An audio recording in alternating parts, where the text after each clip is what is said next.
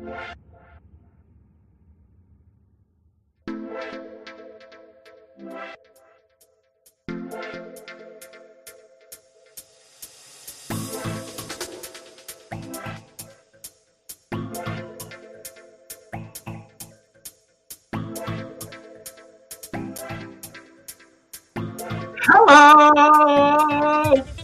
Welcome to another episode of, what's the show called again? I don't know. Two nasty moms and one sweet daddy. Am I the daddy? That sounds No, Celia's the daddy. that. Yes, and like that is a porn channel right there. Like that's the porn fetish right there. We all knew that that's where this show was headed. Two nasty moms and one sweet daddy. That's one like sweet daddy. that's a Pornhub search right there. Suge Knight is here tonight. He's here for the nasty mom. Nasty moms. Oh, good. All right. Emily messaged about how I don't get notifications for your lives anymore, and here it is. Oh, Hi, well, Emily. welcome back, Emily. Thanks for asking for notifications. How is everybody? A solid medium, Jason. I'm tired. Fantastic. A solid medium. Logan, where are you right I'm now? in Illinois now. I'm back at my parents' house. And okay, I'm a solid great in the sense that they did get a new air conditioner put in, so I'm upstairs in the bedroom. May I point out, Kate, that you are wearing frilly sleeves again? I'm wearing I gotta tell you, I think that just might be who I am. I might be a frilly sleeve lady. Brandy frilly sleeves. We love it. It's funny because my mom was like, "Why are you so dressed up?" And I was like, "I'm having a summer of sundresses. I don't know where your mama went, but I'm having a summer of sundresses." And then I was like, "Oh God, I have parents' lunch tonight," because I saw the text from Jason, and she's like, "Well, now I know why you were dressed up." I'm like, "No, I already told you." Yeah, I forgot about that. Actually, You literally saw me rediscover that tonight. Because did today not feel like a Monday for everybody? Yeah, it always does when there's that holiday, right? Yeah. I fixed it for you, Thomas. There you go. I am now currently in the middle, and I've destroyed my camera. There we go. Honestly, I don't know why my head didn't work in that moment. I was like, Jason just got hurt. But it's just no, I was reading the comment about he's now in the middle of us. Yes. So it's a nasty mom sandwich. I'm the thorn between two roses. That's right. That's not right. I'm sorry. I didn't mean to agree with that. How are you guys? Did your parents' air conditioner get fixed? I just turned my air conditioner on for the first time today. I like to keep it on at night, and then I try to not have it on during the day if possible to save money because, oh my God, it's expensive.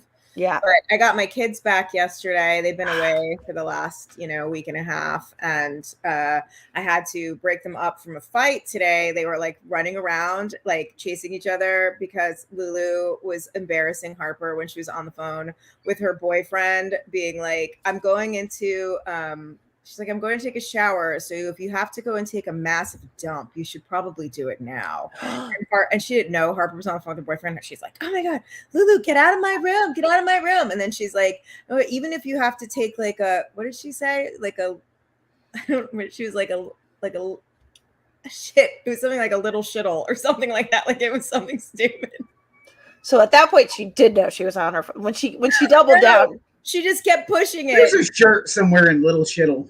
Yeah. It was like something dumb like that. I could ask her, but she was like a little like, it was just ridiculous. Like an itty bitty shitty, I think is what she said. Like it was something ridiculous. And Harper's like, get out. And then she realized she was on the phone with her boyfriend. Then after she got off, they started running around and Harper tackled her on my bed and then turned around and farted in her face. And Yeah. I gotta tell you, you have sons. I mean, you really do. And they were like running around after each other after that. And Lulu just drops her pants and rubs her naked ass on Harper's door. So she's like, I'm putting my butt on your door. And I just yell, I've lost control of the room. I've lost control of the room.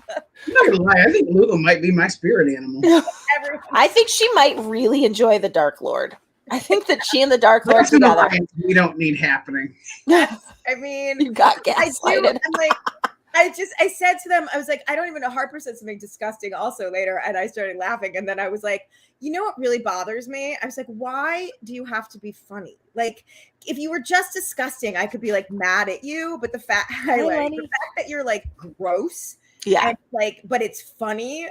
I'm like, that pisses me off. It makes it very hard as your parent not to laugh at you. And she goes, and Harper just looks at me and she's like, what can I say? I'm brilliant.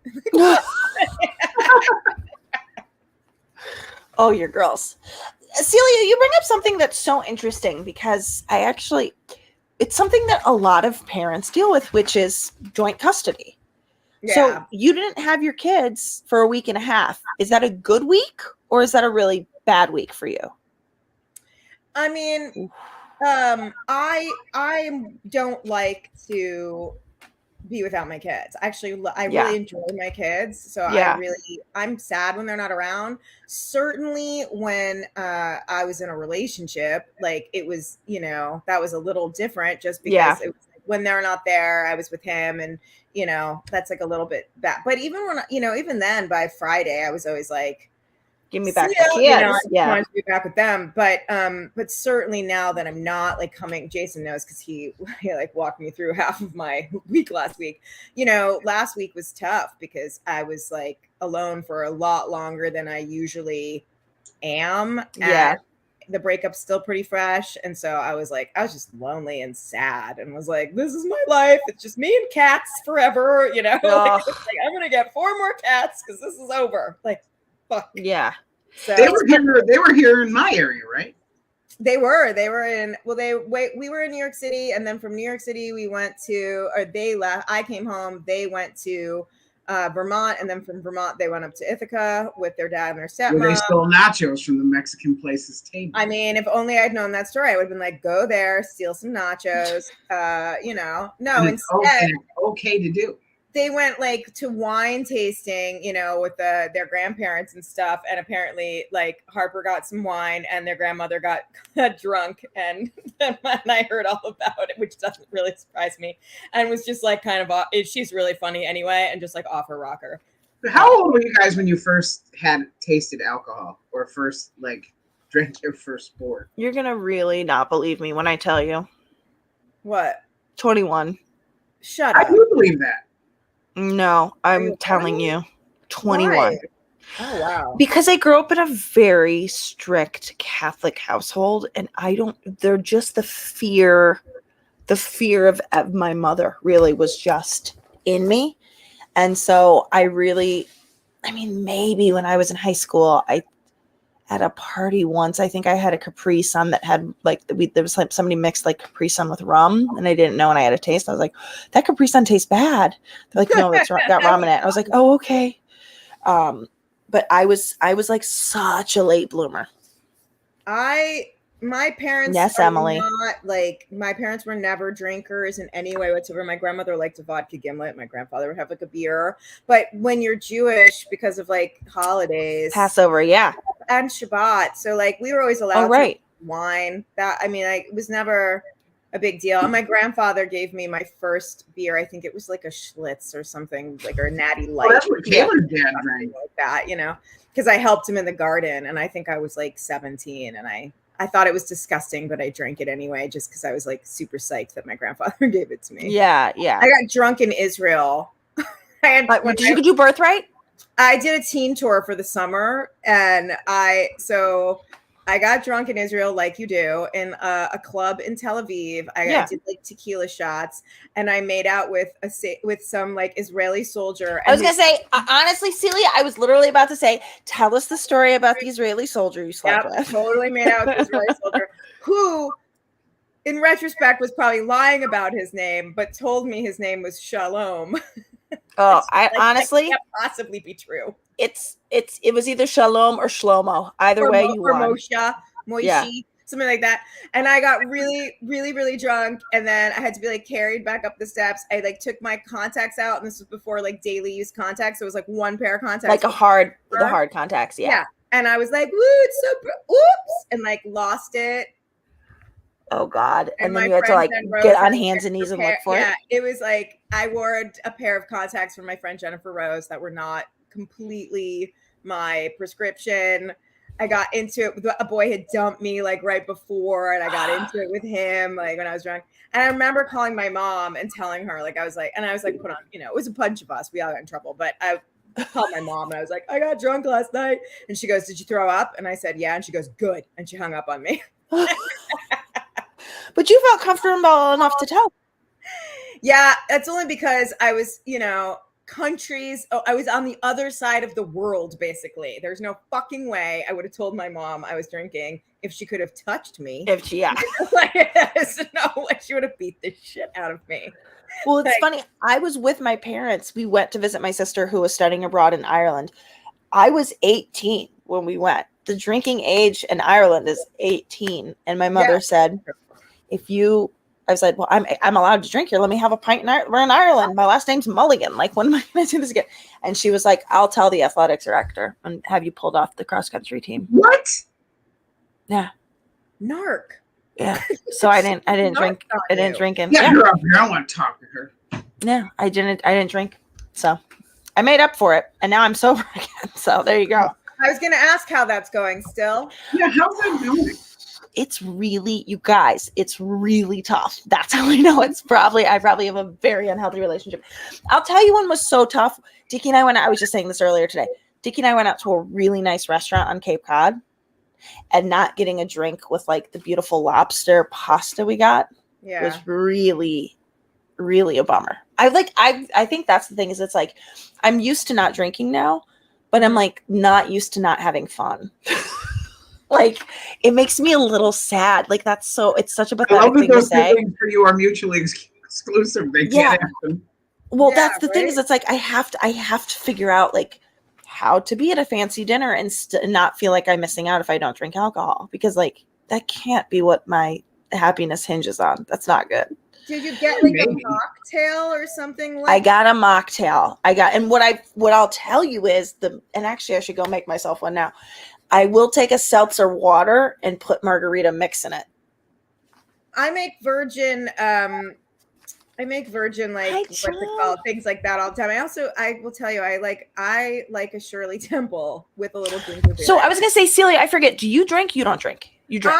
I do. I just don't drink very often. I don't really care for it. And the older I get, the more I like head into menopause, the more I feel like it totally like fucks with me. Yeah. And I have a pretty hard out at like 2 drinks. Like I just feel like shit. I can't do it anymore. I wish I could, but I can't. I used to be like, I feel like I was like a professional drinker at some point during COVID. And then I was like, I just feel like crap. I don't want to do it. So I'll have a whiskey here and there. I went to the Dodgers game the other day. I had 2 beers at the Dodgers game. That was really fun. But like, I don't know. I was at a 4th of July party yesterday. I didn't drink at all. Didn't want to. I use cannabis all day long though. Like, for real. I just also all day long. Yeah. And you don't feel bad for that. No, because I use it medicinally, honestly, for more than anything. Yeah. Like, I don't really try to get high or anything. I don't like that. I'm way too much of a control freak to have any kind of, I got other addiction problems that substances aren't part of it. I have other shit that I got to work out. Emily, let me tell you something. She's Emily Petrie or Petrie? I said Petrie, okay. Says, gosh darn, I feel like an alcoholic drinking 3 tall boys pounders a night. So Emily, that is where I was at for almost 2 years straight. I was drinking 3 hard drinks roughly a night, 2 or 3. I think maybe I went a couple days here and there without drinking. The longest I went was a 7-day cleanse. And then I got COVID in May and for like 10 plus days stopped drinking just because I was so sick. And Petrie was right. I was right. Petrie's right. And I got to tell you, I was just like, okay, the hard part's over. I stopped. Now let's see if I can stay stopped. But for me, I got to tell you, Celia, I felt great. I felt great the day after. I felt like there was a couple of times I got hungover, but like I was getting so good at drinking. That was the scary part, is that I never felt really that. Good at it. Like I'm really good at it. The fact is, like, my ex and I used to, we would like all through COVID, we would like drink and like hardcore, like drink whiskey. And then I'd get up, talk to clients from 8 to 9 and then like practice yoga. And he would still be in bed. He'd be like, how are you doing that? I'm like, I don't know. Like I could really barf on my own head, like in an aversion, like, like I don't. It's a dicey game. It's a dicey game. A few times that like we were up drinking like so late at night, and then I would like the first thing I did was yoga the next morning on like a Saturday, and I'd be like, I'm still drunk. Like this is like I'm not this. I started drinking heavily after Melissa's stroke, and then I just never stopped. Yeah. What Emily just said is, I think a lot of us exactly. Yeah. I did not drink weeknights even. I remember saying to Dickie when we were first dating, I was like, you having he would just have one beer like every night. And I was like, I think you might have a problem. I didn't even know what a problem could look like. A beer. He could stop after a beer. Okay, we don't have a problem. Because that was the thing. Right. I got to a point where like, there's no such thing. If somebody's like, you can have a glass of wine with dinner. I'm like, and then finish the bottle of wine because the wine's open. Like, what are we talking about here? Right. And nobody else in my house drinks wine. Okay, I guess it's me having the bottle. Right. Because I don't it's just a waste. It's just, and like, I will tell you, I don't feel that way about gummies. I can just have one. Yes. Well, it lasts longer, yes. For sure. It lasts longer. I was the same way. I'm like, I didn't used to drink on school nights. I'm back to that, I could count how many drinks I've had over the last, 2 months on one hand for sure. Like when we were in New York, I guess I drank more than I usually do, and that's still nothing. And also you're on a vacation though. Yeah, so. You're on a vacation. Yeah, but I was on vacation with just my kids. Like it's different, and I'm like, what am I just gonna like get drunk with my kid? Like it's just me and my kids. Although I will say we went to a Russian restaurant and like I ordered a flight of vodka because it was different kinds of infused vodka that they house make there. And I just really wanted to try them all. But I let Harper pick like which ones with me because she wanted to try them too. And she picked a horseradish one. And that ended up being like both of our favorites. Like we were like, ooh, that is delicious. And I was letting her have sips of it. And she was like, oh, don't drink all of that before I get another sip. I want some. So I was like, oh, hold on. So I ordered another one thinking like, oh, we'll just sip on it. And I put it in, and the Russian people were all like, they didn't care. They were like, give her a drink, And I'm like, no, she's not gonna have a drink. So I put it next to her. And before I knew it, she fucking did the shot in the restaurant. I was like,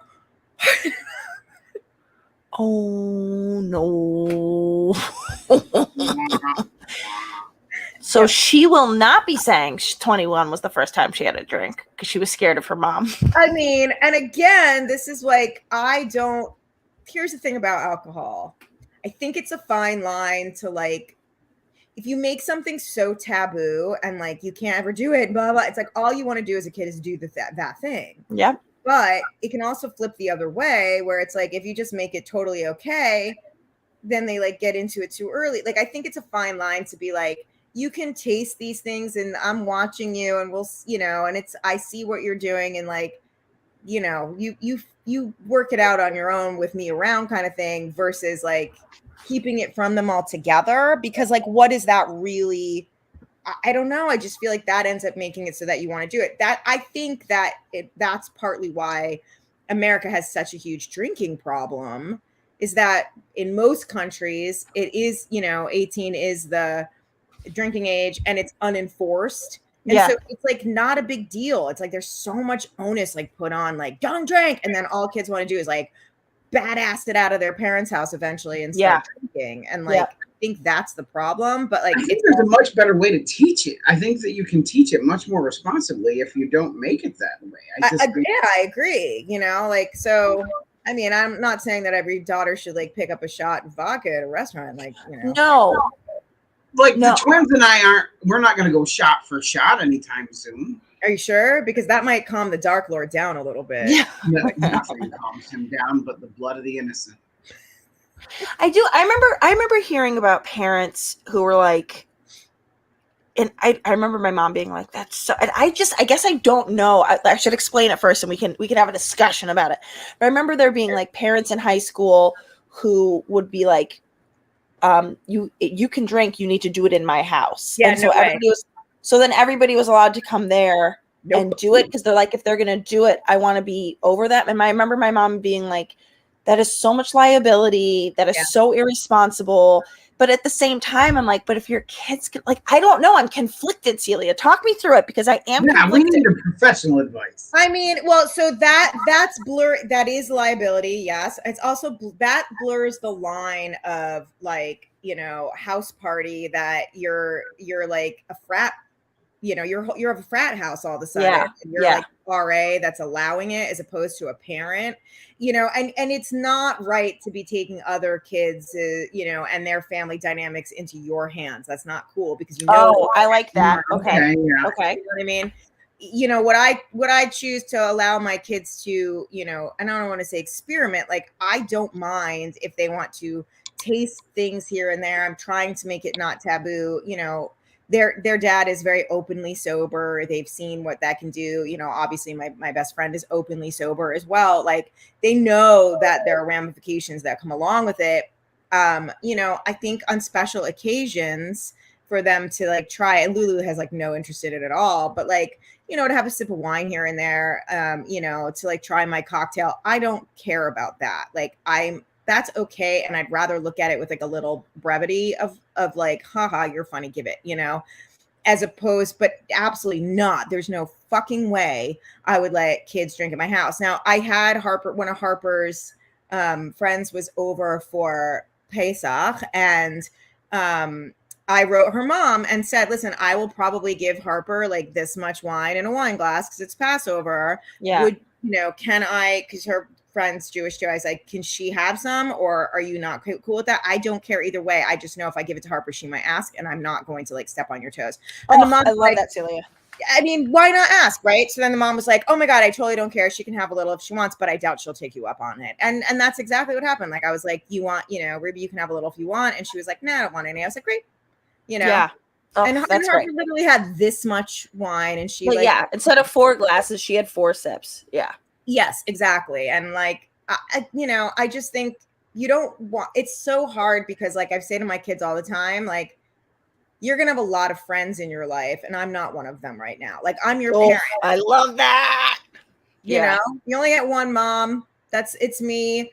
Yes, I will. I'm open. I want to hear about things. I want to talk about things. I want to help you like discover and learn. And I want things to be safe. We're going to talk about all of it, but I'm not your friend. Like, I hope later we're friends, but right now I'm not. So like, if I say no, it's no. And if you're, you know, if I'm looking at little things and you could try wine, and I'm not going to like, you know, she didn't get in trouble for like doing, you know, the shot, the watered down shot of vodka. Because let's be clear, it wasn't very strong. No, of course. Yeah. Like, but that's, you know, if she had done that though, honestly, if it wasn't vacation, if it had just been like, I was making myself a drink and she picked up the shot and done it, she would have been fucked, and she knows it. Like, there's no way she would have done that, you know?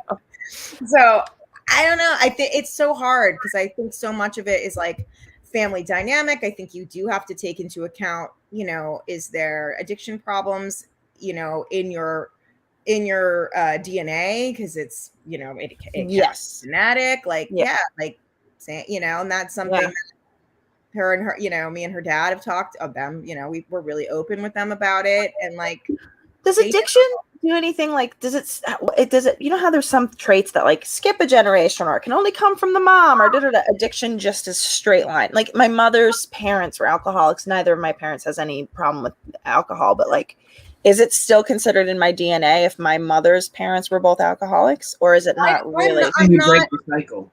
Yeah, I'm not sure, honestly. Like, I don't know. At least when I went to school for, you know, counseling, there actually wasn't like enough research to find like there is a genetic link to it for sure. Yeah. I don't know if they've figured out all, like, I'd have to look.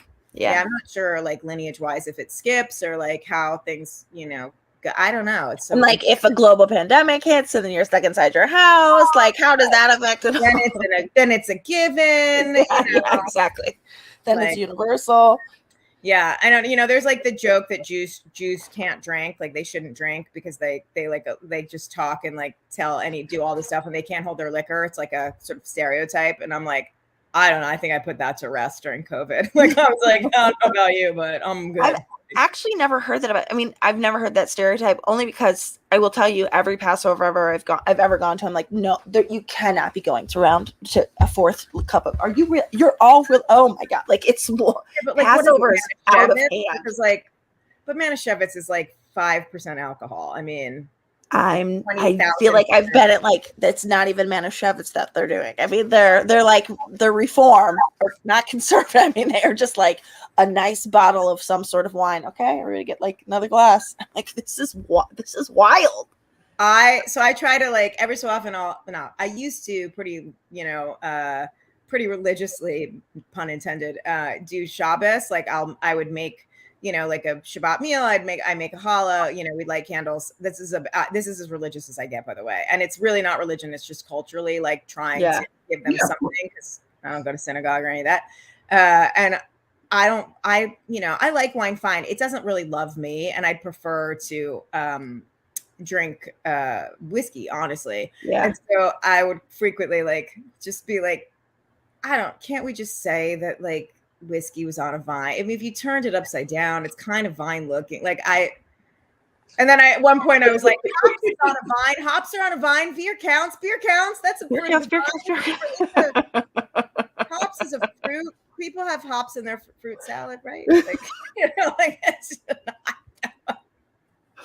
Oh, I love that. Oh my God. Wait, Emily, the rum that was rubbed on my gums at night while teething. Let me tell you guys, my mom was like not a drinker in any way whatsoever. Like if you even have a drink in front of my mother, she's like sounds the alarm bells. Like she's like, get her into rehab. Like she thinks you're an alcoholic, right? She's out of her head.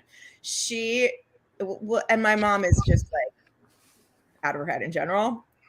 But my mom was told by someone, I think maybe my grandfather, like to have healthy gums, you should like, use vodka. You like switch it around instead of like mouthwash. Oh, I actually believe that, by the way. That actually sounds pretty solid. True, right. But so before she met my stepdad, she had this big bottle of, and during the time she met my stepdad, she had this big bottle of vodka that she would keep under her sink. And my sister and I used to sneak in there and like do a shot of it. And then we'd fill up the shot and like put water into the vodka, And one day she said to my and she would like replace the bottle every so often and whatever. One day she said to my stepdad, she was like, I think I like every time I think I'm used to the vodka, like it starts out real strong and, but like the more the month goes on and I swish, I'm like, I really get used to it. And my stepdad was like, hold on. And like drank some and then was like, this is water. Like, girls.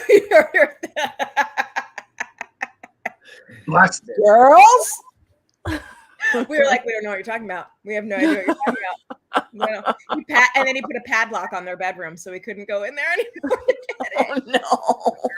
Oh, that didn't stop us. We went and got tools and like not even real tools. I don't even know what we did. We like made like makeshift things and we took the screws out of the padlock so that like, we pull the screw part off, break into their room to steal whatever it was we wanted to steal. I don't even know what we were stealing. And then close back the door and like screw the screws back on until we stripped the wood completely off of like the spot. So like by the time they sold that house, they had to like move the like where it was. There was just like holes in the door. Sound like my kids. I was going to say, it actually sounds like something Jason needs. Jason, do you know what I saw recently? Actually, it was the house that we were renting on Cape Cod had a touchpad with a code that unlocked the doors. Yeah. It's pretty good idea for your We have thought about that because obviously the living embodiment of darkness and his twin, they locked Melissa out. When did they do that? Like 3 or 4 days ago. They locked her out? Yeah, they locked her out. I was gone. Oh no. So they locked her out. Because they have no souls. They just do things that I have no control. I wasn't even here. And the ring, I knew something was going on because the Ring camera was like freaking out. Like going off. There's somebody at your door. There's somebody at your door. There's somebody at your door. On the live feed, and I just hear Melissa going, "Are you kidding me? Not me. You only are supposed to lock out your father." No. So I said, "Hi, are we having problems?" And she's like, "Yes, they've locked me out now." So I told her what to do. We had she lifted Jace up to a window, sent him in because they locked Jace out as well, and he unlocked the door and let it in, and they were in there. The worst part is the twins were standing at the door waving at their mother, going bye bye, oh bye bye. No. It's a thing. Where had you gone? You're like, I left for 3 minutes. I just went to the grocery store. Unbelievable. That Unbelievable. is terrifying. How did they get her outside and they stayed in? I don't know the specifics of how it happened, but she may have even been as simple as she went out to get the mail. Oh my God. And she shut the door behind him. I think she was actually just bailing on the whole family. She was like, fuck this, we're both out of here. And then like all of a sudden thought better of it. And they were like, went back. You lady. And they just knocked her out. They were like, no take backs. No take backs. You don't get to come back now. You're out. You're out. Fuck off. Go bye. Bye. That's why they were like, bye, mommy. Bye. They are, that's so I guess in that case, a padlock would have worked. A number, she could have a little number pad. She could have beep, boop, boop. She could have beep, boop, boop, boop, boop, boop, in. Or we could, what we really need to do is that, or the kind you can open with an app.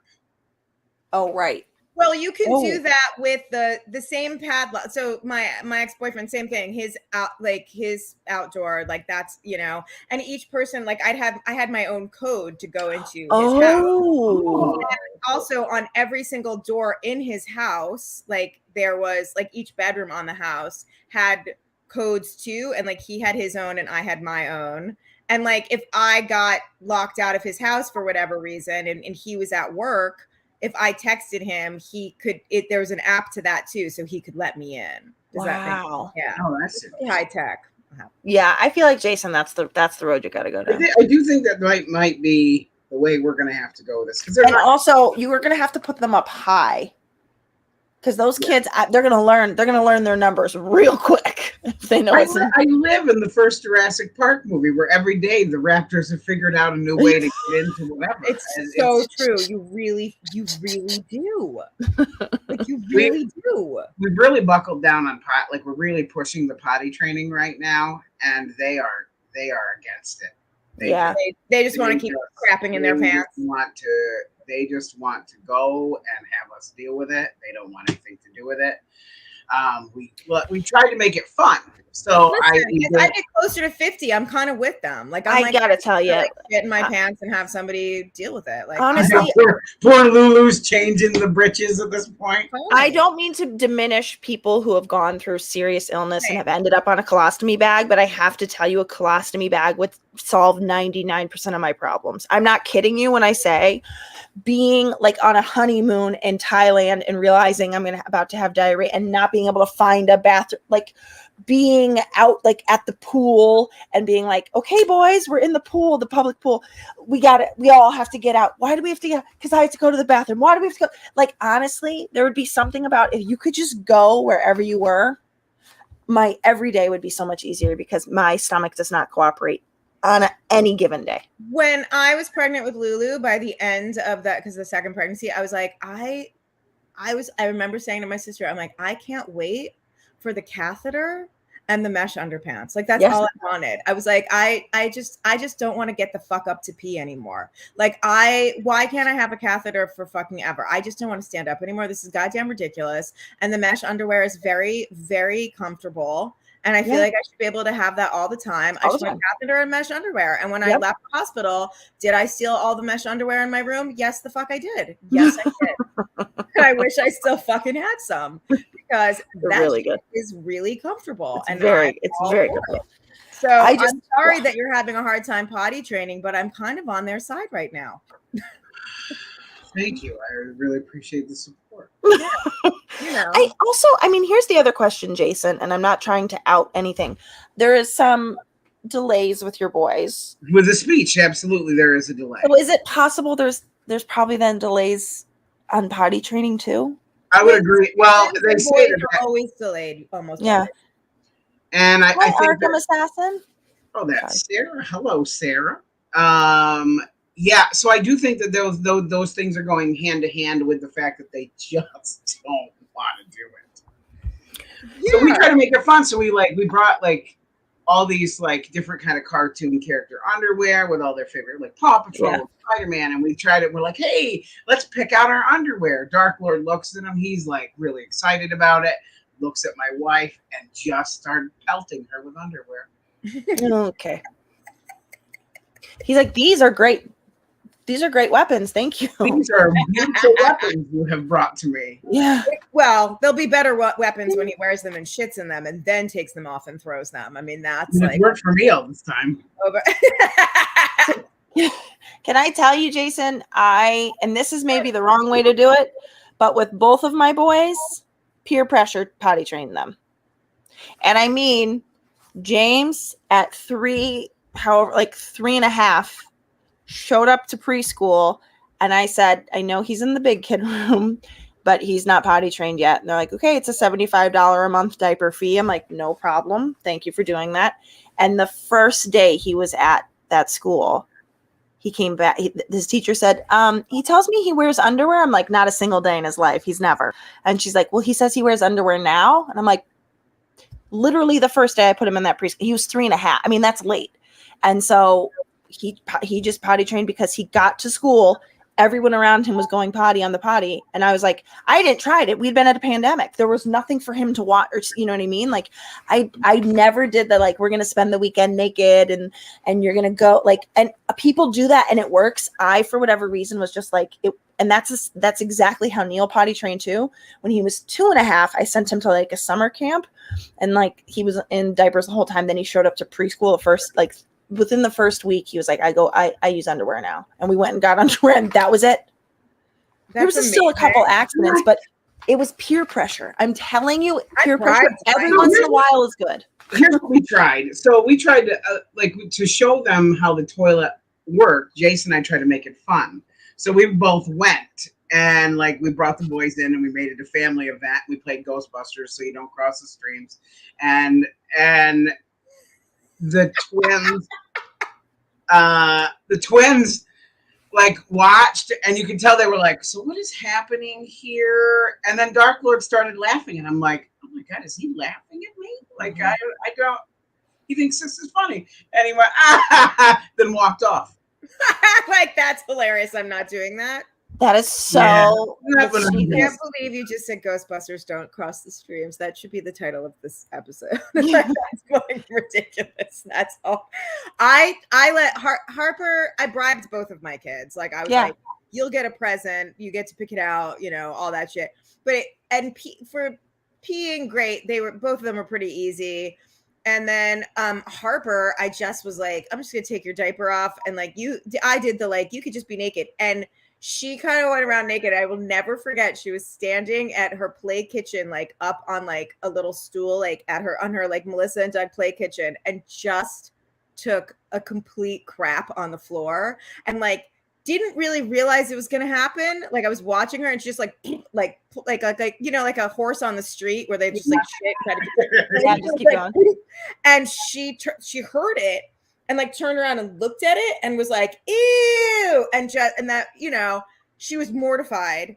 And so I cleaned it up with her. We flushed it down the toilet. And she was like, from then on, she was so grossed out by what came out of her. She was like, she just used the potty from then on. Isn't that so funny that she would know to be grossed by that? But like, it's also like, that's like the one part of evolution or whatever, like human nature, whatever. I remember my son asked me, like, why does poo-poo smell bad? I'm like, because we had to know not to go near it. Right. Because there has to be a warning for us to not put the kitchen in the bathroom. Right. We just, it had to be like a very overt, obvious sign. Well, before you give her too much credit for evolution, let me also say this is the same fucking daughter that at age 8, when I got Pretty Litter, when I was like attempting to try this stuff called Pretty Litter in the cat litter, which if you guys don't know what that is, like it changes colors. Like if your cat has like a urinary tract infection or it's low. Is it like clear crystals? Yes, it's like clear it's really cool. It changes, and that kid begged me to use the kitty litter to see what color her pee would turn. And I mean, there's some merit to it if you've got you want to know. Did you, Celia? You probably wanted to do it too. It's pretty fascinating. I did not stop her from doing it. Like I said no, but like it was not a hard no. Like I was like, you can't. I mean, and she just ran into the kitty litter closet, and she had on a nightgown, like whips her underpants off and straddles it and was like, and just peed. Did she have a urinary tract infection? No, did not turn any color. Oh, Shockingly, I don't know. She was perfectly great. healthy, I guess. Or she's not a cat. So there's There's a color for not a cat. right, could be that. But I was like, really, who the fuck am I raising? Like that you guys like me. Oh my God, my niece would be mortified if she knew I was telling the story, but too bad for her. She was like obsessed with being able to shit in different places. My sister was like beside herself. Like, I don't know what it was about her, but she would like she'd go into like, they had like an outside playhouse and she would shit in there. She would shit in all of my sister's. Like, how old? She was like 5. And she just wanted to know what it felt like to poop in different places. She pooped in all my sister's plants, inside, outside, didn't matter. Is this the sister that passed? This is the sister that passed. We would crack up about it. She pooped in the chimenea. I didn't know she had kids. 4 kids. Celia, you're breaking my heart. I know. It's the fucking worst. But the kids are amazing and I love them. And this one, she shit in the chimenea. My sister had. Yep. True story. I won't say which niece it is, but she also, my sister had a fucking trampoline. We walked out there one day with our coffee, and this one was on the trampoline, had been like out there by herself bouncing. No, stuck her little ass through the like slats in the trampoline. Like I was like, just taking a shit, and then begging. Under it or on it? No, through it. Like through, like through the ground. Well, yeah, like sticking her little butt through it. Well, who hasn't done that? And then, I mean, we did it later. Definitely me. I definitely haven't done that. Doing it tomorrow. Then she begged my sister to shit in the dog run. Like it was like ongoing. She would like beg her. She was like, please just let me poop in the dog run. Please. I just want to know what it's like to poop in the dog run. She was like obsessed with it. I told this to her a couple of months back. Like we were talking and I was like, oh, remember? And she starts laughing and she goes, yeah. She goes, you know, and I did it too. And I was like, oh, what? And she goes, yeah, Mom didn't know. I went out there one morning and I totally took a shit in the dog run and it was like runny and the dog was out there and the dog came up and ran up to me and started licking my ass clean. I didn't see that coming. Well, I gotta tell you, we need to know her name now. We need to know which one this was because we need to get her help. Bring her on. Help her. We'll talk. They're all older now, and they're fine. they're all older and they're fine. Baby. I mean, they're not fine. Their mom passed away, and clearly they have some know. issues. Like, no joke, you guys. It was like I was like, oh my god. I mean, I'm like, I'm like both happy that your mom didn't know that, and also I'm like so bummed your mom didn't know that because that would have given us hours of entertainment behind your back, like just us talking about you. Oh my god, about you. Like I don't know why kids get so. I mean, Lulu took her diaper off when she was a kid and like poop, and then like put it all over the walls. I have a nephew that did that. Oh yeah, like a Picasso. Yeah, we've had that here. Yeah, and then gave us all pink eye. Like yeah. Because she gave herself pink eye because she put poop in her fucking eye. She had the bacterial kind. That's great because that's drops. But when you get that viral kind that just spreads through a dorm, I mean, for no reason. I never had pink eye in my whole life. I was mom's years old when I found out that that's how you get pink eye. Is that, you know? But I'll tell you what, that's not the only way. There's viral pink eye too, and it's a nightmare because you can't even do the drops. You just have to like. You've got something with this because there's an intensity to the way you're speaking. Well, I used to work at a summer program every summer at Northwestern, and it was high school seniors, and every single year, without fail, there was a pink eye outbreak, and it was just that they were like. They're just dirty teens doing theater workshops all day long, like touching each other. Wash your hands? I mean, honestly, in this economy, no, they would now, but like back then, this was like at the beginning of like antibacterial gel, and I have to say, like antibacterial gel, I feel like during a pandemic, I was all in on antibacterial gel and like hand wipes. But I do think like soap is so much better because it doesn't get everything. Like it's not actually good for us to get rid of 99.9% of, because then we're not making ourselves acclimated to a bunch of stuff. Right. So I was like totally against it. But I'll tell you what, I was always like, whenever I had to bring a kid to the health center And was the dog okay, Carl? No, Carl, the dog was not okay, but that had nothing to do with it licking the child's butt, because that dog, we used to call that dog an ROUS, that was a rodent of unusual size. That's what. Oh, I love that from Princess. So like that dog was never goddamn okay. And that's right. That was the least of its problems. Like also, same Carl said, my daughter at age 3 wandered around at a wedding reception getting sips of drinks from different guests. We had no idea. She was very, very happy when we left. I will tell you, I remember I nursed both of my boys for a long time. So the first baby, a long time, or like you're still nursing and they're 13? No. 2 years for my second. Anything wrong with that? Yeah, no, 2 years. I nursed my second until he turned 2. Wow, good for you.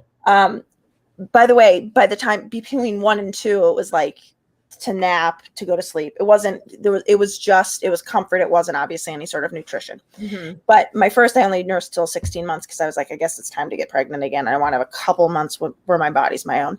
Anyway, neither here nor there. There was one night where my lactation consultant had said, like, actually dark beers like Guinness are actually really good for milk production. And I forget what it is. What's in it, Celia, that makes it good? I don't remember, but my doctor said the same thing to me when I was nursing. What she explained to me was that basically you nurse and then immediately you can have a beer after you nurse, because the alcohol will have the amount that passes through is so minuscule anyway, but by the time it's time for them to nurse again, it will have had the longest time. So you don't drink it and then nurse. You're not nurse at the boob of death. Right. So I put him down for the night, and I was like, he goes down, he sleeps all night, blah, blah, blah. Your son called from college, said, bring over a jug of milk. Gross. How dare you, Thomas Franklin Stovall? It's not how it's going to be. But so I put my son to bed, and he was he was still not sleep trained yet. So I still had to answer his calls, but I had him in that big sumo wrestler, sleep thingy. And so he was sleeping great. So I put him down. I went downstairs, had my beer. I'm like, we've got 11 hours till he wakes, or maybe 8 hours till he wakes up again. We're good. I'm going to have a beer. He woke up 20 minutes later, and I was like, shit. And the only way I knew how to put him back down was to nurse. So I was like, oh God, okay, well, I'm going to nurse him. I guess he never slept that well ever again. It was the best night of his sleep of his life. I didn't do it purposefully. I don't know that would be considered illegal, but I will say that I was the next morning, I was like, oh my God, it's after 7. Is he okay? He just drunk, honey. He's just up there he's just passed out. He's just passed out. You didn't give him a bottle of it. No, it was honestly it was I probably had half a pint of Guinness, and it could have been coincidence. It could have just been because he had that little weird 20-minute wake up, and then I put him down a second time. But I don't know. It was the best night of sleep ever. That Carl's saying that so much alcohol that it that much passed through the no. Because think about it. A Guinness is 5% alcohol to begin with. Yeah. So then whatever percentage gets into the bloodstream is crazy. Mama roofied him, basically. That's that mama roofie. Wait, which child of yours was this? This was Neil. This was my first. Well, James, yeah. I will say, when I was pregnant with Harper, I don't think I even took a Tylenol. I don't think I did with either of the kids. I definitely didn't drink. I drank coffee with Harper. I don't think I did with Lulu, because that was after the caffeine thing had come out. They were like, oh, it's really bad. So I stayed away. I would have a glass of wine here and there with Harper, this much. With Lulu, I drank I probably had wine every weekend. Not a lot, but I would definitely have a glass a night of a weekend, The antioxidants. Yeah, and she's far calmer. Can I tell you something? I don't know if anybody else has read this book, but there's a book by this woman, Emily Austin, who is an economist that became a mother, and it's called Expecting Better. And basically she goes through every myth of pregnancy, and she looks at it from an economist's point of view. She teaches economics at University of Chicago. She's a brilliant woman. And basically she's in economics, you need data. She's so I went about to see what is the data. And so I unfortunately didn't read this book till my second pregnancy. And I will tell you the difference I had in pregnancies versus the difference I have in children too. But there was a study, I feel like it was Australia or Austria or some country. And she's this data collection, it was part of what makes data collection good is the number of data, the amount of data that you collect, but also the time in which it takes. And this was like a however many year study of like 20,000 people, whatever.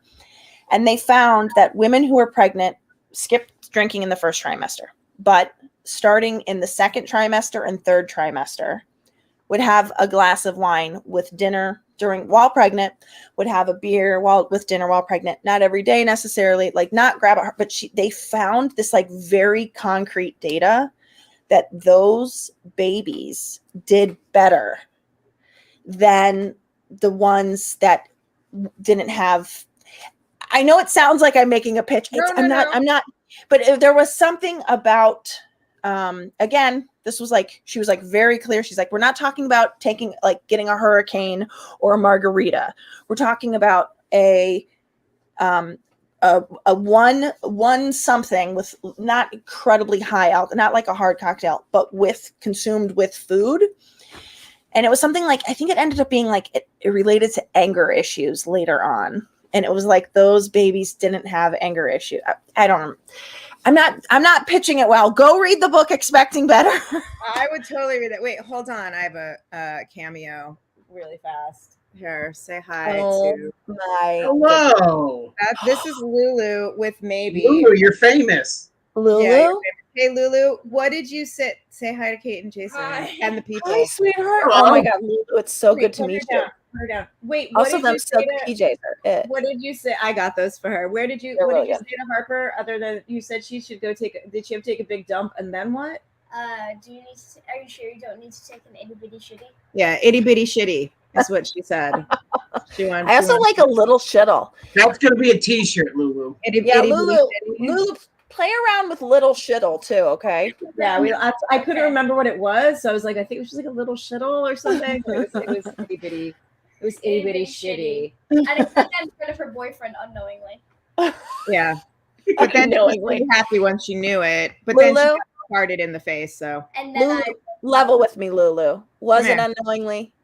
Was it unknowingly, Kate wants to know? Yes, it was. I didn't even know. So in case you guys think I make up my stories, did you hear what she said? She's like, and then I rubbed my butt on her door. That's what she just said. Well played. Like, the honesty in this house is at 100. It's great. It's very important. Right now. Go get her. She's my spirit animal. She's going to get her. I love her. She's incredibly comfortable. She's really your twin, huh?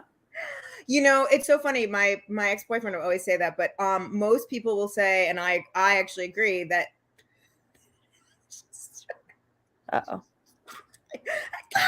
It just came out of the teenager's room. She looks like my sister. She looks. Oh, she does.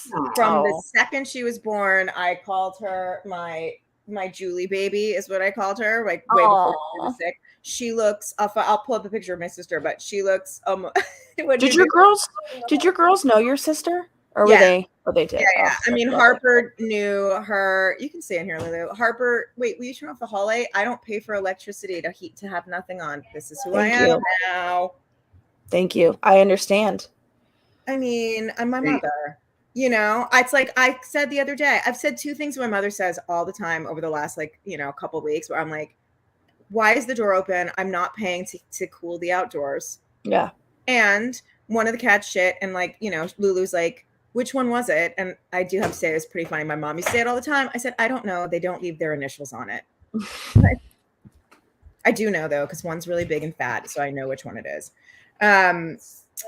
What was I? Do they know? Yes, they knew my sister. Not Lulu didn't know her as well, obviously, because she's younger. So, but Harper had more time with Julie, and they know, obviously, they're cousins. And it's really, I have a picture of Harper as a baby being held by her cousins, Ariana and Isabel. And most people look at that picture and they're like, oh, who's that baby with Harper and Lulu? Oh, because also my sister has the first one that she had, Isabel, has hair like mine and like, dark hair, dark eyes. And then Ari, the second one, is blonde and light eyes, like and loves having dogs lick her butt, right? The second one, that's the one, Ari, right? Great. Glad we got the name out of her. It's possible. Look at you, Detective Mulligan. How did you figure out that it was the second one? Yes, it is. It was. Because you said blonde, and I was like, blonde's freaky. Blondes are freaky, honey. Blondes are freaky.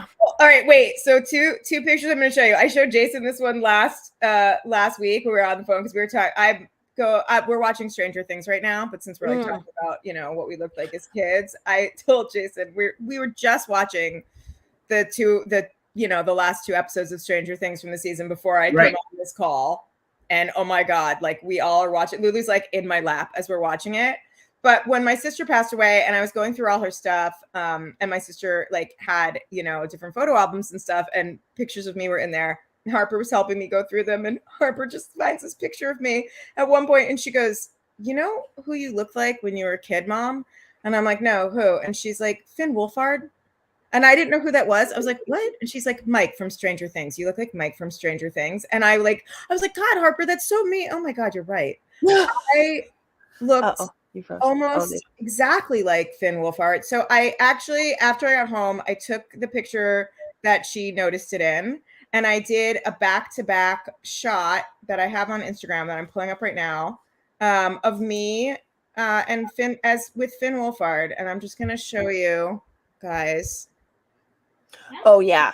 Yeah, she did really. That's very legit. Yeah. We're gonna call you Celia Wolfhard from now on. You also look a little bit like Edward Scissorhands. Am I wrong?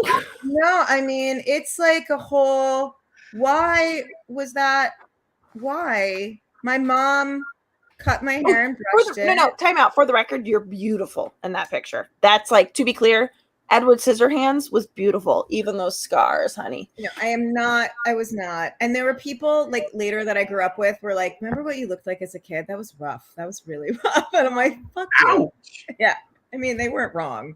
But what, Lulu? Do you know why you're saying this? Why? Because you're beautiful. Oh, that's Lulu. I'm so glad I actually fit in over here. That's great. Yes. Here's my sister. I look like I have a penis in this picture. Just so we're all clear on this, but that's my little sister when she was little, and she looks a lot like Lulu. Oh, she really does. Wow. I look like I have a penis. Like what? So that's Julie. Oh God, so many details are coming out that I guess I had missed. It was your baby sister. Yeah, but look at my penis. Look at my junk. Like I'm like packing in this picture. I mean, like I'm uncomfortable. You know what? I'm going to keep it in my pants. All right. And our 4th co-host, Lulu. Honestly, she would jump in on that in a heartbeat. Because that's a funny. Sometime we're going to let the kids take over the show for a while. We're just going to let them. It's a fantastic idea. Put Neil, Jace, Dark Lord, Lulu, and Hannah here. Imagine that. Imagine that episode. Every time you call him Dark Lord, I start laughing. I shouldn't. He answers to it. It's Celia. What are the repercussions of being called the Dark Lord your entire early childhood? I really don't know. I mean, I used to call her the Beast. Okay. And then eventually we started calling her Honey Badger because Honey Badger don't give a shit. Like that was, because she just tear ass around things. And now she's I just call her Lulu Muncheroo. And I call her I couldn't even begin to know what he's either going to become like the Dalai Lama to like counteract the fact that you called him the Dark Lord, or he is actually going to be Anakin Skywalker. Anakin was good for a while, guys. Anakin was good for a while. I mean, he's been very snuggly and cuddly this week, but I think he's looking for another weakness because I've stopped him in all the other murder attempts. You told me last week that you fell asleep and you woke up and he was holding a pillow over your head. That was 2 weeks ago, and that did happen. Yeah. I was like, "What the?" I said, "Maybe he was just like." I woke up and he's there with the pillow, just like, and then he didn't even like try to hide it. I was like, "Oh, he was gonna do it. He was gonna." I mean, his mom might be in on it. I can't if he does it, like I do. There's a possibility. Like, you think that she was like egging him on and was like, go mess with your dad, like what I just did to Harper with Lulu? And No, was like, I think they're together trying to kill me. Well, that I'm makes worth a certain amount of money with a life insurance policy, Celia. oh. I just want to address Stephanie Hansen was worried that my freckles had faded, but I just am blowing them out with a ring light.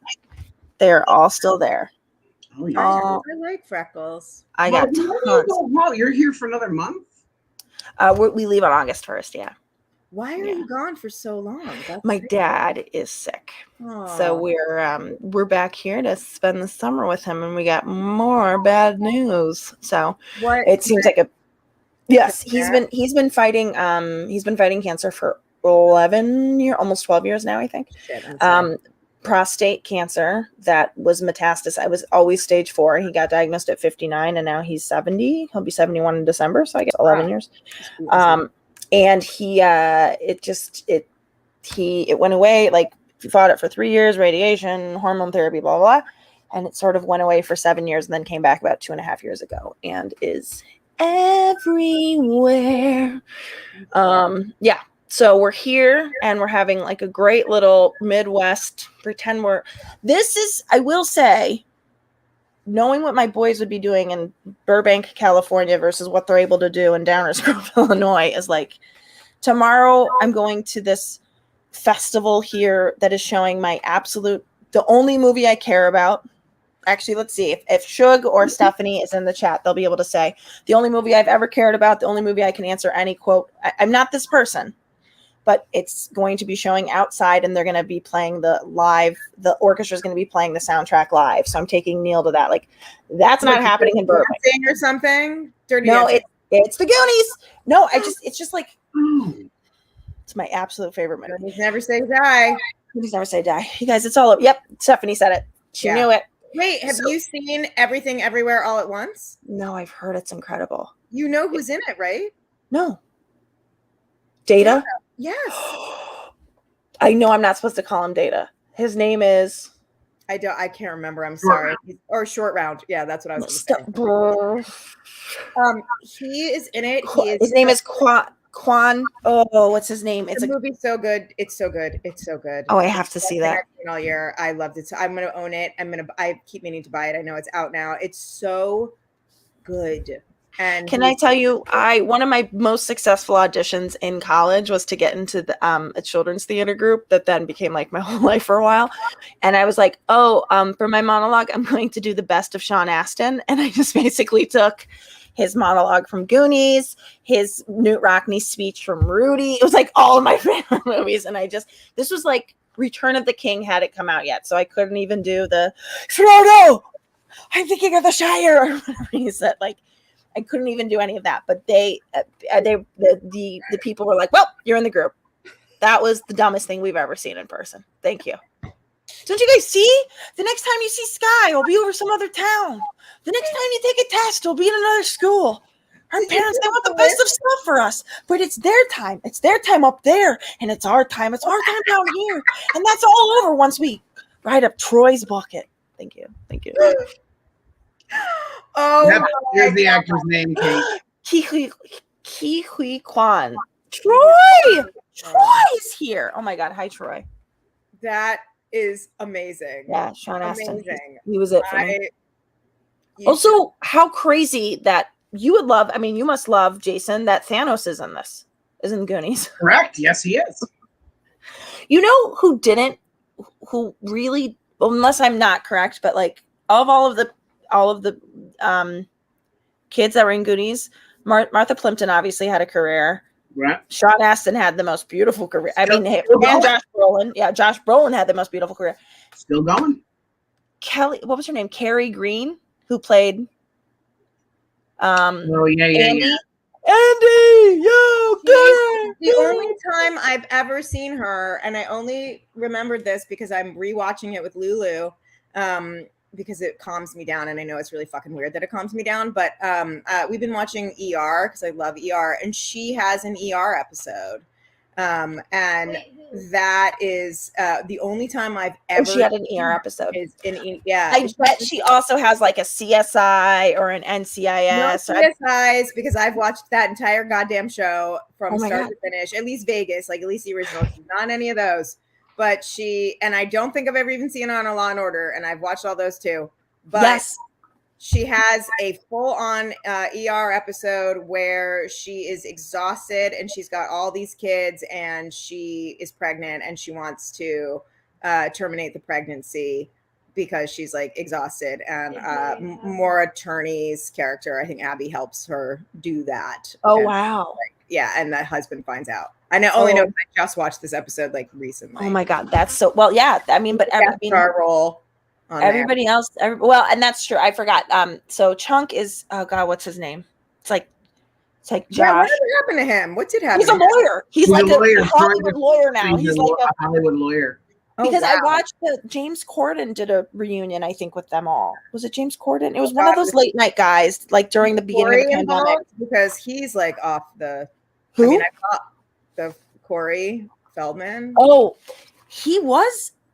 Because he's like, I know he's not. Is he still? I'm not asking this I disrespectfully. haven't heard from him since he released his doc. Like he kind of disappeared shortly after Is that. he alive still? Yeah, he's alive. I follow him on Instagram. He's the Sea Dog. The band, his band is like he's the band, and it's. Don't you feel like he's Shia LaBeouf before Shia LaBeouf was Shia LaBeouf?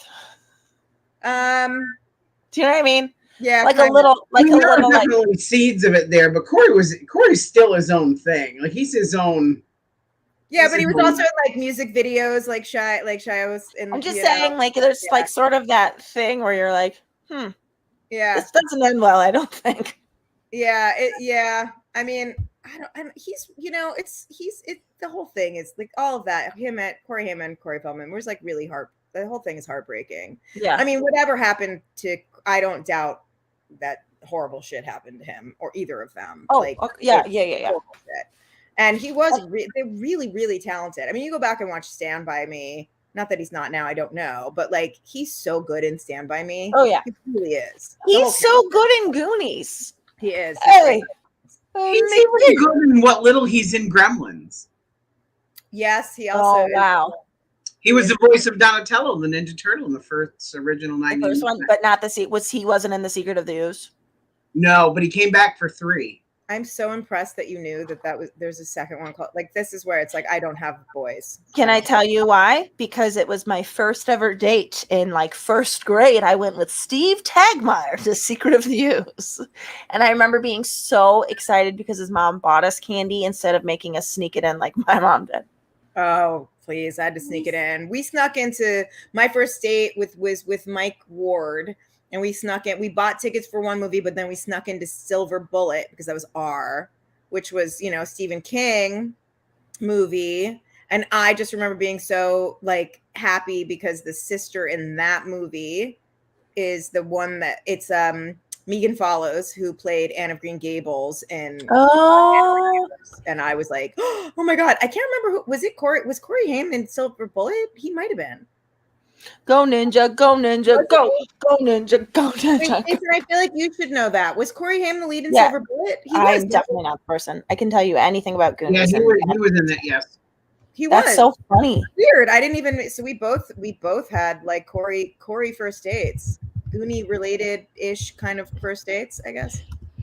Well, Steve Tagmeyer took me to see Secret of the Ooze. Oh my God, Is Corey Haim still alive? No. Okay, that's the Corey I was thinking of then, maybe. Yeah, he died of a drug overdose. Oh man. Lulu just goes, a dog overdose? Yes, of a dog. A dog. Yeah. That is when you watch Up too many times. Yeah, too much Up, and then you. Yeah. Can I tell you something? Like there's always those jokes about like he died doing what he loved. He was in a bed with whatever. Like he died like for Dickie. Honestly, if I were ever to say Dickie died doing what he loved, it would be a dog overdose, no question about it. Oh my God, Lulu just said I meant like Doug on ER, like a Doug overdose. I'm like, if I have a George Clooney overdose, yes, actually that would be me doing what I love. Going doing what you love. I would take that. 100%. Like that's why I watched ER when I was in college the first time. It's just it's hysteric. I would just die in a bed of mozzarella sucks. Okay, real quick, random question here. Very morbid, but I'm going with it anyway. What's the best movie you could die to watching, and the worst that you had? I would say right now, put Goonies on when I'm going. For your best? For best. And worst would be if Neverending Story was playing. You didn't like Neverending Story. I was so scared of I the would, like as I'm going, it's the part in the where the horse is not doing okay. That's what I'm talking about. That was the first time I realized I was like ashamed to cry like I used to get up and go to the bathroom where Atreyu. Oh, Right? Wasn't it Atreyu that Yeah. died in the I cannot watch it. Nope. my Yeah. best is Xanadu because I fucking love the movie Xanadu. It's the best movie because it's the worst fucking movie, and it was my sister and I's favorite movie. I watch it every year on her birthday, and every time they get to the roller skating part when like it starts, before Xanadu plays, where they start like going the screen like comes and Gene Kelly's roller skating, and it's his last movie, which is also really fucking sad. I burst out into tears. Like no matter what, I start crying. I have a gigantic framed movie poster of Xanadu. And so that would be on my way out, I would Xanadu the fuck out of that. Like have your magic, peace out, bitch. I'm done. And the worst possible movie would be Friday the 13th because my older sister fucking traumatized me when I was a kid, told me that it was about like kings in the nights, like it's King Friday the 13th, and fucking sat on me. And like every time I tried to hide my eyes, were they like, no, look at it. And I was like 7. And I was horrified. Whoa. My older sister was evil. And that night I was so scared, and she didn't want to tell my mom she did it, but she also really wanted to fuck with me. So she got my cat and she put my cat in the closet before I went to bed because, he comes out of a closet at one point. So I like was terrified because something was like pawing at my closet, and I like lost my shit. I slept in my mom's room, in my mom's bed, probably for like 2 weeks because my older sister tortured me. So fuck that. That's okay. It would probably end my life faster. I'd probably just have a heart. I've never seen it again, by the way. Like never once watched it again. Really? No. Oh my God. That's awesome. I can't believe that. That's you. There's part of me that's like, you got to take back the night, honey. You gotta go. You gotta go. No. Absolutely not. I did see Jason Goes to Hell because my friend Adam Marcus directed it, and a bunch of my friends from high school, including I think Carrie Kenny's in it too. A bunch of friends that I went to like high school with are all in that movie. Kip Marcus is Adam, who he was like on the new Leave It to Beaver. I have seen that because and it like took place in my town because Adam directed it. And that's the only other one I've seen. What about you, Jason? Which one do you go? Which one does the Dark Lord kill you to that you're enjoying, and which one does? So one that I would like to be killed to, Ghostbusters, the original. Okay, I love. Oh yeah, that's great. I mean, all these. I mean, it holds up. It's a fantastic movie. Yeah. Worst movie to die to. Maybe From Justin to Kelly. I guess. Wait, what is that movie? That's an American Idol movie. I forgot that even existed. I definitely have. Jason, that is the most niche answer. That is hilarious. Wait. Time out. That means you've seen From Justin to Kelly? Like you know what you're talking about? So, in this house, and I'm not sure why I got this in the divorce, but the movie was owned and operated by my ex-wife. And for whatever reason, she didn't take it. So it's still here in this house, but I have seen it. And it was the most painful hour and a half I will never get back. You have seen the Twilight movies, right? Because those are like. Oh, I also was forced to sit through them, but From Justin to Kelly is worse. That is so. I thought of another one I would be happy to go to, and it's a very specific part of the movie, but I do wish Teen Wolf would play, and it would be the part where Michael J. Fox says, "Give me a keg of beer." Lights out. Great way to go. That movie doesn't hold up very well. Oh, really? And Teen Wolf 2 really doesn't. Oh God, no. God, Jason Bateman. Neither does Lost Boys. That did not hold up. Wait. Why does Teen Wolf not hold up? Because of 7 Minutes in Heaven when he scratches her shirt. It's just not good. Like you're like, you know what? I think this. I'll tell you what.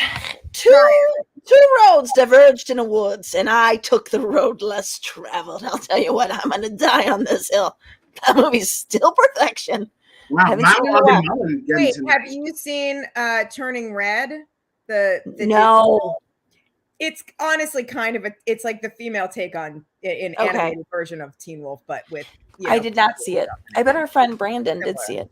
It's similar. It's really good. I know. By the way, Troy, I heard it's the reason that Jace heard a conversation about periods and thought he was getting his. Yes. Yeah, that's right. Oh, that's hilarious. And yes, Troy, Carrie Kenny, Deputy Weigel, and she is hilarious. And wait, Carrie Kenny Silver, the funniest one. I mean, yeah. We went to high school together. She was a Carrie was a senior when no. Yeah. Time out. Yeah. You are legitimately very casually dropping that you are friendly or friends with my comedy icon. You know that this woman is the same woman who like walked out of the bathroom and Patton Oswalt was just there. Right.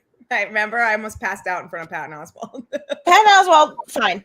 Carrie Kenny Silver is Trudy Weigel. I am trying. Let me just tell you this. As much as you have looked up to her, I was a freshman when Carrie was a senior. We were in the same.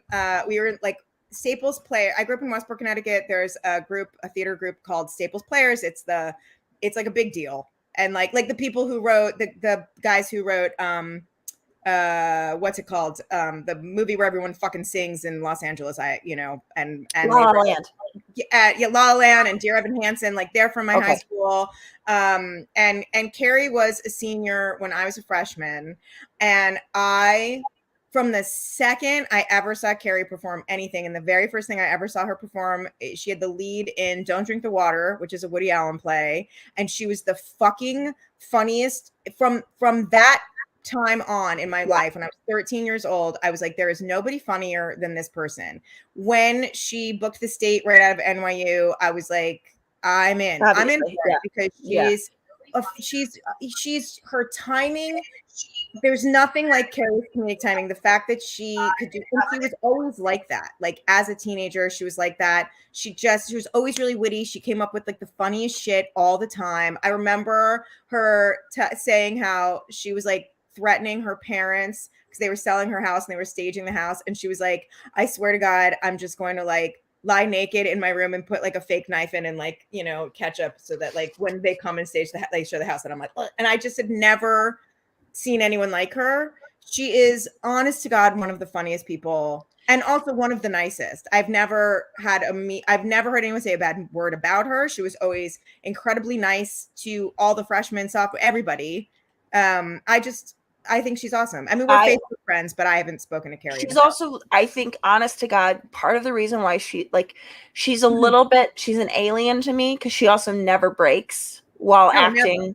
I know. With Troy, who says Thomas Lennon once retweeted him, which is wild. But like Thomas Lennon, I think is one of the Nick Swardson on that show. I don't know how anyone does a scene with him and doesn't absolutely break. Carrie Kenny, like that was the thing that was amazing about her. You could tell like Wendy McLendon.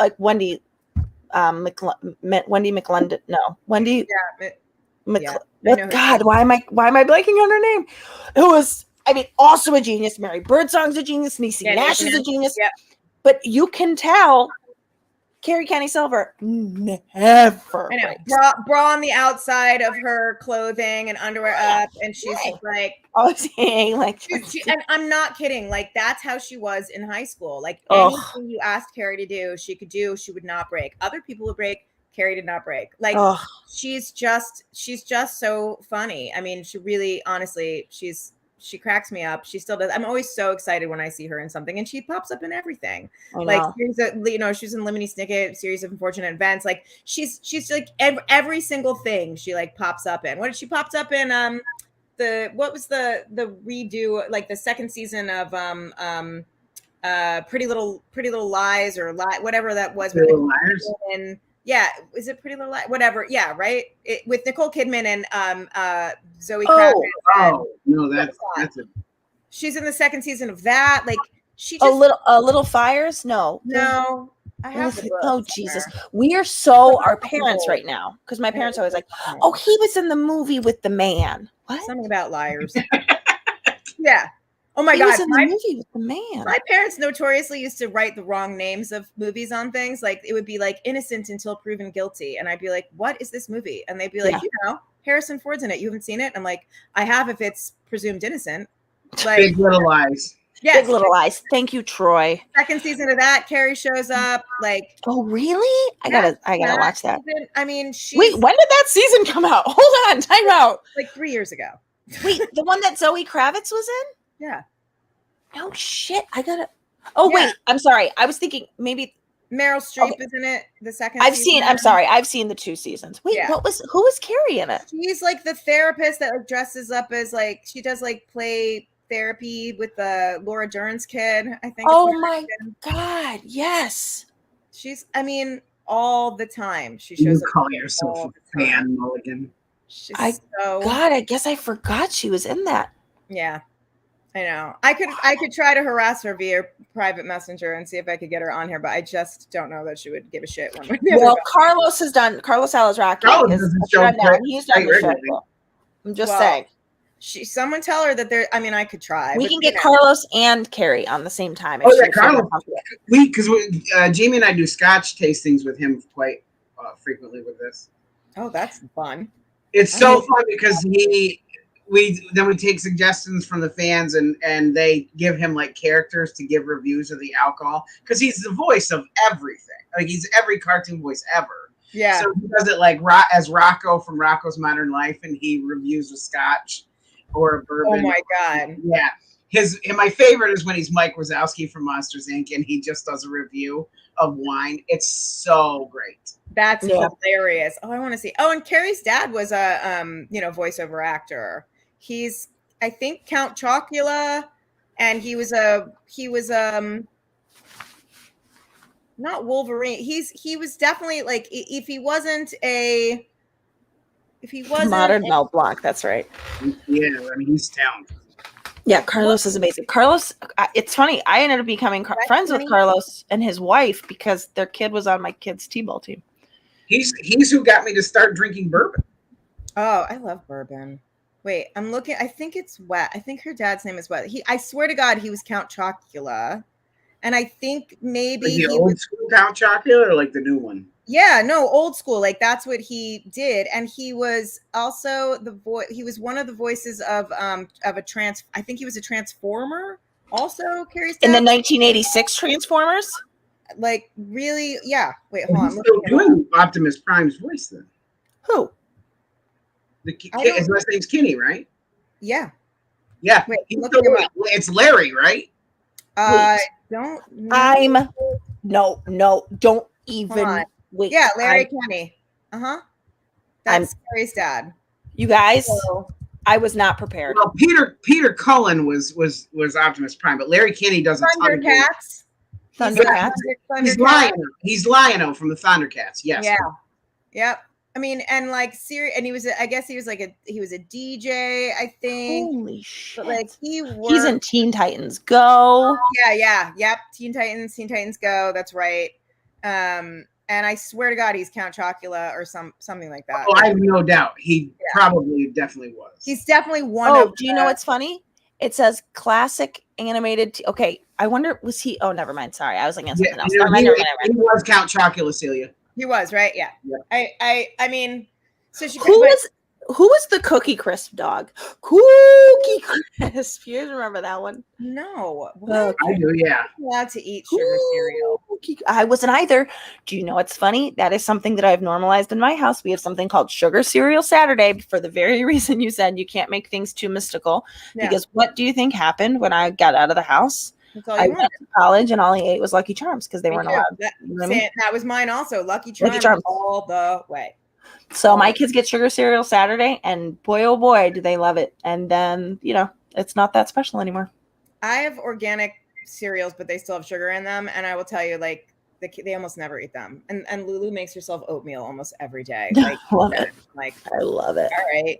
I don't have, we weren't there's so many things that like, so my ex-boyfriend was, from Oklahoma, and like there were so many things that would like come up in our conversations where he'd be like, like a ding dong or, and I'm like, I've never had that. Like and he'd be like, what?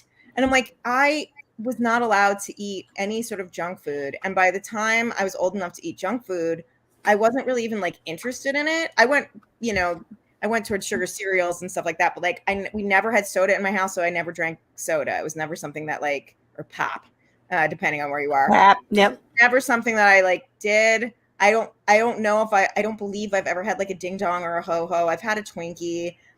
There's like so many things out there that like people grew up with in their childhood. They're like so nostalgic, and I'm like, I would like some cream of wheat, please, because I'm like, it's not. Listen, I'm not saying who, but 2 people on this podcast right now definitely have McDonald's rewards points. I'm not saying who it is. Defense, I didn't until another member of this cast introduced it to me. I'm just saying. It's so funny. Watch this. Come here. Hold on. Lulu, come here. Come here. Oh, no. It's going to make me feel like a terrible mother. Come here. Tell them how many times you've had McDonald's in your life. 0. Mm-hmm. How many? 0. How many times you've had Burger King? 0. What kind of fast food have you had? So you're not in and out. Oh, blink if you feel abused. Yeah. We'll get you out of blink if you need help. All right. All right. She said, "Oh, I love her." That was the moment of the night right there. Can I tell you something, Celia? The other day, so Dickie's friends, we were on Cape Cod. Dickie's friends were there. They had met each other doing the Peace Corps. They have 3 kids. They've got like free-range children. Do you know what I mean? Like they had kids that like came out like walking across pine needles with bare feet. I was like, oh, we are different people. And we ended up like doing this great adventure. We're like the mom who's like the biggest boss. Like she like had a paddle board that she was standing on, and she had my 7-year-old sit in front of her and her 6-year-old sit behind her, and she paddled them both up a river. And then we were in the canoe with like the 2 4-year-olds. We take the canoe up the river. We get out. We're in the ocean. We're catching crabs, and she paddles back. At some point, we were playing with toys at the house, and I was like, "Oh, is that a Happy Meal?" And I stopped myself and I said, "Oh, that's probably not a Happy Meal." It was like a little Beanie Boo. And I was like, "Oh, you guys probably don't do Happy Meals." And she's like, "My kids don't even know what McDonald's is." And I was like, okay. Listen. Jace can tell you in order through our town the order that the restaurants fall in. If we were still in Ithaca, I'm not sure I could have avoided it because there's not that many other places to eat. But I would take them like to the Pines and stuff like that. I saw Super Size Me right before I got pregnant, with Harper, I think, at least like a year before. And it was the watching how the Big Mac didn't break down at all for like 2 weeks, and like the mom and pop burger broke down overnight, that I was like, I don't ever want to put that in my body again. Like this is from a former fucking smoker. I was like, no, that's a hard no for me. That is gross. Yeah. But more than that, I will say it's not quite as much a nutrition health thing as much as I'm a carnivore, but I'm very much of the mind of I like to know that my animals were treated humanely and that there's not a bunch of steroids and shit in them. I fully fucking believe that the next pandemic will come from the meatpacking industry because it is so disgusting and they don't care about us and they don't care about animals. And I think that like I don't buy meat from a grocery store. I actually have like a subscription to, like they get them from farms and I know that they're certified humane.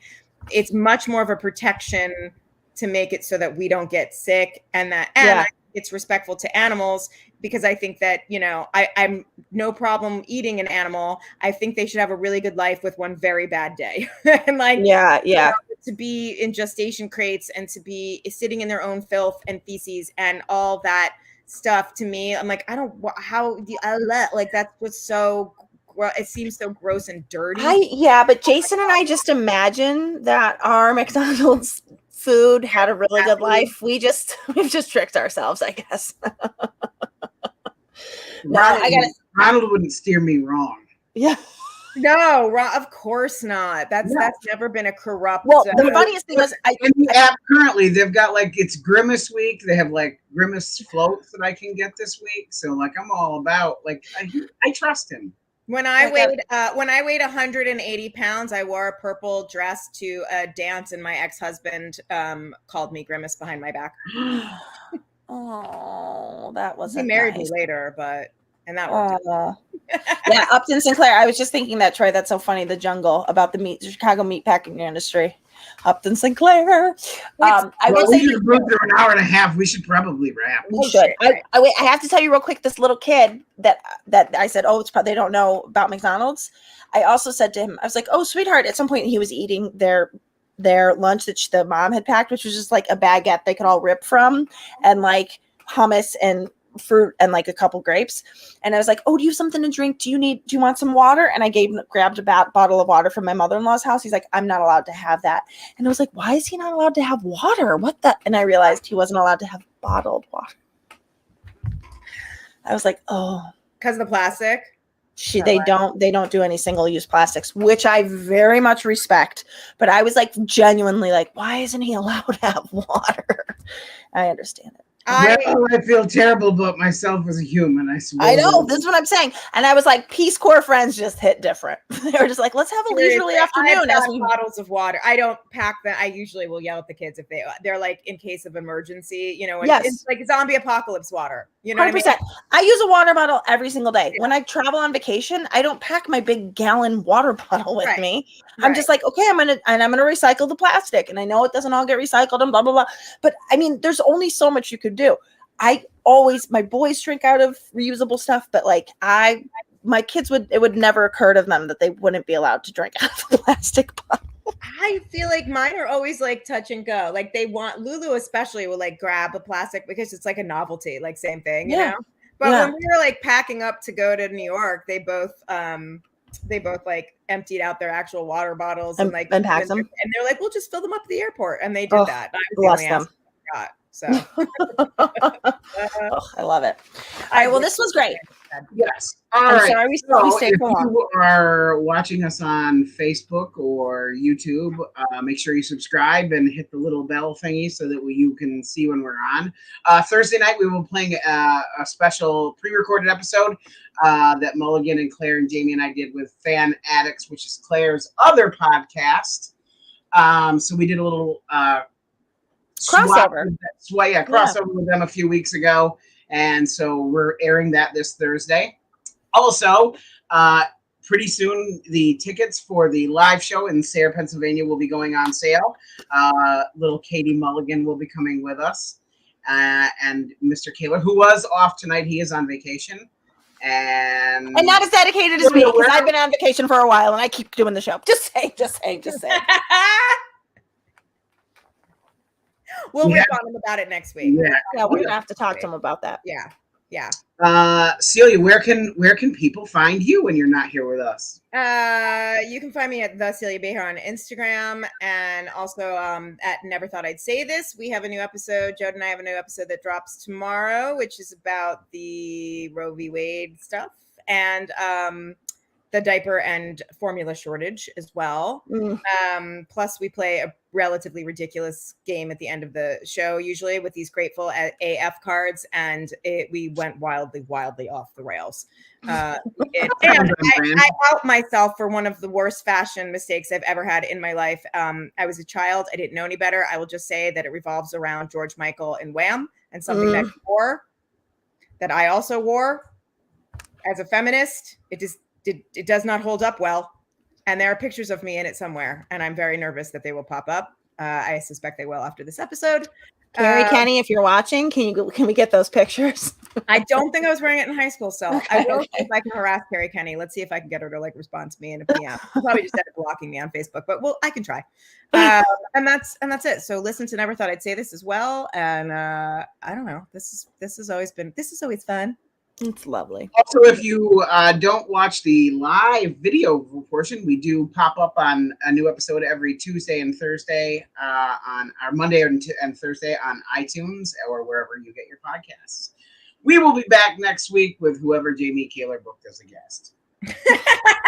Nice promo. With whatever. And maybe him. Maybe he'll And maybe him. No, he'll be back next week. He'll be raring to go. Yeah. Well, none of us will be here anymore, but he will. Yeah. He can't run this board by himself. I will still have to. Yeah. I was gonna say you'll definitely still be here. Anyway, from Celia Behar, Kate Mulligan, Lulu, and I. Have a great night. See you next week, everybody. Bye.